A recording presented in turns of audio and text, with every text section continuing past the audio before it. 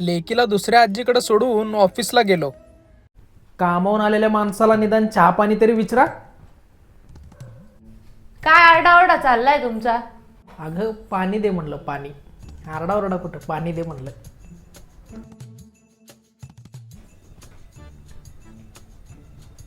अगं जेवणात मीठ कमी आहे का जास्त आहे थोडं बघत जावा. काय हो, काय झालं? मीठ कमी आहे किती? वरतून मीठ घेतात का? नाही चालतंय चालतंय, काय प्रॉब्लेम नाही. पप्पा गप्पा. पती परमेश्वराचे कधीतरी चरण कमल चेपत जावा जरा.